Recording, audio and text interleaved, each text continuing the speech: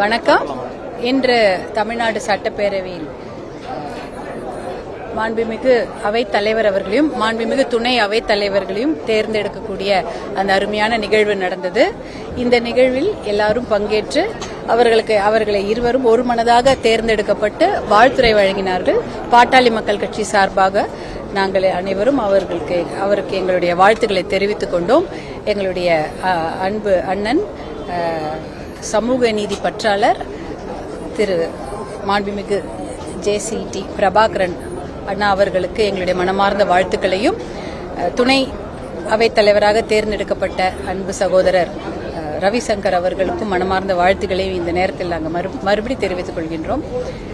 அதேபோல இன்று சட்டமன்றத்தில் நேற்று இரவு 717 மதுக்கடைகளை முதல் கட்டமாக மூடப்படுவதாக அரசாணை வெளியிடப்பட்டிருந்தது. அதை பாட்டாளி மக்கள் கட்சி சார்பாக நாங்கள் வரவேற்கின்றோம். பாட்டாளி மக்கள் கட்சியின் கொள்கையே மது ஒழிப்பு தான், பூரண மது விலக்கு. அது கண்டிப்பாக அமுல்படுத்தப்பட வேண்டும், படிப்படியாகவாவது அதை அமுல்படுத்த வேண்டும் என்பதுதான் எங்களுடைய கோரிக்கை.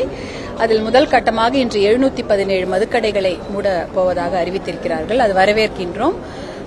அது மதுக்கடைகளை மூடும்போது சந்து கடைகள் திறக்காம இருக்க கண்டிப்பாக முயற்சி எடுக்க வேண்டும். ஏனென்றால் அதிகாரப்பூர்வமாக மதுக்கடைகள் எத்தனை நடக்கிறதோ அதை விட 2 மடங்கள்ல 3 மடங்கு அதிகமாக சந்து கடைகள் எல்லா மாவட்டங்களிலும் திறக்கப்பட்டு கொண்டிருக்கிறது. அதை கண்டிப்பாக அதை மூடியாக வேண்டும். கடந்த ஆட்சி காலத்தில் படிப்படியாக மதுக்கடைகள் மூடப்படும் என்று கூறியிருந்தார்கள். ஆனால் அவ்வாறு அது செய்யப்படவில்லை. இந்த அறிவிப்பும் வெறும் அறிவிப்பாக இல்லாமல் கண்டிப்பாக அந்த கடைகள் மூடப்பட்டு சந்து கடைகள் திறக்காமல் அதையும் நாம் கண்காணிக்க வேண்டும். பாட்டாளி மக்கள் கட்சி கடந்த காலங்களில் மது ஒழிப்புக்காக மிகப்பெரிய சட்ட போராட்டங்களை நடத்தி உச்சநீதிமன்றம் வரை சென்று நெடுஞ்சாலை, அதாவது நேஷனல் ஹைவேஸ், அதில் இருக்கக்கூடிய 90,000 மதுக்கடைகளை சட்ட போராட்டத்தின் மூலம் மூடிய கட்சி பாட்டாளி மக்கள் கட்சி. அது உங்க எல்லாருக்கும் தெரியும். ஏன்னா தேசிய நெடுஞ்சாலைகளில் உள்ள மதுக்கடைகளால் சாலை விபத்துகள் அதிகமாக நடந்து நிறைய குடும்பங்கள் நடுத்தருவில் நிற்கப்பட்டார்கள். நிறைய இளம் விதவைகளும் குடும்ப தலைவர் இல்லாமல் கஷ்டப்பட்டாங்க.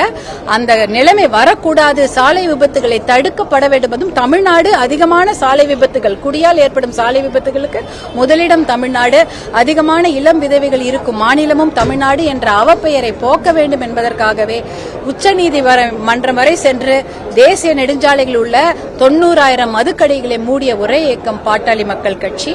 அதனால அதே போல தமிழ்நாட்டில் கிட்டத்தட்ட 3000 மதுக்கடைகளை, 3000க்கு மேல் மதுக்கடைகளை நாங்க மூடி இருக்கின்றோம். சாலை ஓரம், அதாவது நெடுஞ்சாலை ஓரம் இருக்கிற மதுக்கடைகள். அதே போல இன்றைய முதல் நிகழ்வாக 717 மதுக்கடைகளை மூட அரசாணை வெளியிடப்பட்டிருக்கிறது. அதை கண்டிப்பாக அமல்படுத்த வேண்டும். அதை சந்து கடைகள் இல்லாமல் பாதுகாக்க வேண்டும். அப்படி இருந்தால்தான் பெண்கள் பாதுகாப்பு உறுதி செய்யப்படும். அதற்கான முதல் முயற்சியை எடுத்த தமிழக அரசுக்கும் மாண்புமிகு முதலமைச்சர் அவர்களுக்கும் எங்களுடைய மனமார்ந்த வாழ்த்துக்களை தெரிவித்துக் கொள்கின்றோம். நன்றி.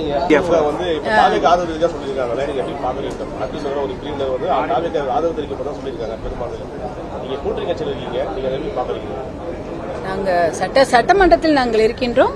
எங்களுடைய கட்சி தலைவர் தான் அதெல்லாம் சொல்லுவாங்க. இருந்தாலும் அவர்கள் கட்சியோட முடிவு பற்றி நம்ம இப்ப எப்படி சொல்ல முடியும்?